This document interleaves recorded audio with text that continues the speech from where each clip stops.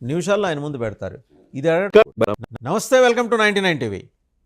7 నెలల పాలన ఆంధ్రప్రదేశ్లో రాష్ట్ర ప్రజల ఆశలకు ఆకాంక్షలకు అనుగుణంగా నడిచిందా లేదా?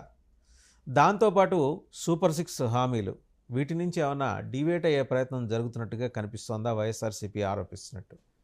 అలాగే ప్రధాన ప్రతిపక్ష హోదా కోసం పట్టుబట్టి చివరికి అసెంబ్లీకి కూడా ఎగ్గొట్టిన జగన్మోహన్ రెడ్డి గారి ఇంపాక్ట్ ఆంధ్రప్రదేశ్ మీద ఏమాత్రం ఉండబోతోంది? వీటన్నిటితో పాటు చిరంజీవి గారు రాష్ట్రపతి పదవికి రేస్లో ఉన్నారా? చాలా ఆసక్తికరమైన అంశాల మీద సమగ్ర విశ్లేషణ అందించడానికి మనతో ఉన్నారు పొలిటికల్ అనలిస్ట్ చందు శ్రీనివాస్ గారు. నమస్తే చందు శ్రీనివాస్ గారు. ముందుగా 7 నెలల పాలన, 7 నెలల పాలనలో గడిచిన 10 రోజులుగా ఆ టీ కప్పులో తుఫాన్ అంటారో మరొకటి అంటారో జరుగుతున్న ఈ వ్యవహారాలు, ఒకళ్ళ మీద ఒకళ్ళు సోషల్ మీడియాలో కొట్లాడుకుంటున్న తీరు, చివరికి 2 పార్టీలు అల్టిమేటం ఇవ్వాల్సి వచ్చింది, దయచేసి అందరూ కామ్ డౌన్ అవ్వండి అని. పాలనని డామినేట్ చేసేలాగా వివాదాలు ఉన్నాయా, లేకపోతే వివాదాలు దాన్ని పెద్దగా కన్సిడరేషన్లో తీసుకోవాల్సిన అవసరం లేదంటారా?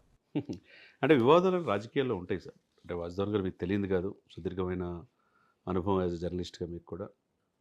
అనేక మంది రాజకీయాలు వస్తుంటారు పోతుంటారు, కానీ పాలన ముద్రేసేది కొంతమంది ఉంటారు. మనం 5 ఏళ్ళు అంటే ఇప్పుడు మనకు 5 వేలు ఉపయోగం, 6 ఏళ్ళు అంతగా ఉపయోగం ఉండదు.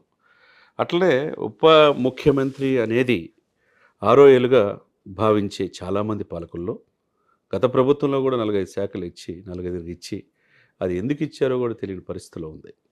కానీ ఈ 6 ఏళ్ళు చాలా కీలకంగా పనిచేస్తుంది, ఉప ముఖ్యమంత్రి కూడా ఇలా చేయొచ్చా అనేది చూపించగలిగారు. ఆయన కూడా 21 మంది గెలిపించుకొని 100% స్ట్రైక్ రేట్తో పవన్ కళ్యాణ్ గారు వచ్చినప్పుడు వాళ్ళు గెలిపించిన ఎమ్మెల్యేలకి ఒకటే మాట చెప్పాడు, మనం ప్రతిపక్ష పాత్ర కూడా పోషించాల్సిన అవసరం ఉంటుంది, పాలనలో కూటమి లేదన్న తప్పులు జరిగితే దానికి కూడా రెడీగా ఉండండి అన్నాడు.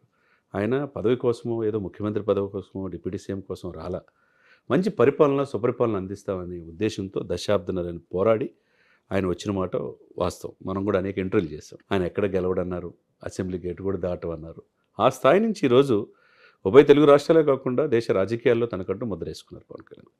మరి పవన్ కళ్యాణ్ గారు ప్రశ్నించకూడదు అని అనుకున్నారా? ఈ కొంతమంది కుహన లౌకికవాదులు ఏమో తెలియదు, కానీ ప్రశ్నించడం మొదలుపెట్టారు 6 నెలలు కాదు. 6 నెలలకి పరిపాలన ఏం చూశారు? 151 సీట్ల నుంచి మీకు 164 సీట్లు ఇచ్చారు, వాళ్ళని 11 సీట్లకే పరిమితం చేశారంటే కారణం ఏంటి? సంక్షేమం మాటను అభివృద్ధి మర్చిపోయారని. సంక్షేమం బటన్ నొక్కామని చెప్పి జగన్మోహన్ రెడ్డి గారు చెప్పారు. అభివృద్ధి మర్చిపోయేతలకి వీళ్ళు మాకు వద్దనుకున్నారు.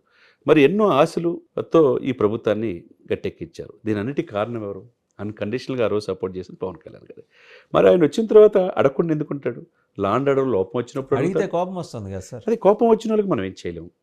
ఇక్కడ ఒక పత్రికాధినేత చెప్పిన ఉచిత సలహాలు తొలి పలుకులు పలికిన, లేకపోతే దాన్ని అందిపుచ్చుకొని ఇంకొక వ్యక్తి డిప్యూటీ సీఎం కావాలన్నా దాన్ని అందుకొచ్చుకొని వాళ్ళ ఐడెంటిటీ క్రైసిస్తో కొంతమంది ఏమవుతుందంటే ఆయన దృష్టిలో పట్టానికి కావచ్చు, కావాల్సిందే అని చెప్పేసి ఇంతమంది చెప్పినా ఇది ఇప్పుడు అవసరం. అది చంద్రబాబు గారు లాంటి ఒక సుదీర్ఘమైన రాజకీయ అనుభవం ఉన్న ఒక సీజన్డ్ పొలిటీషియన్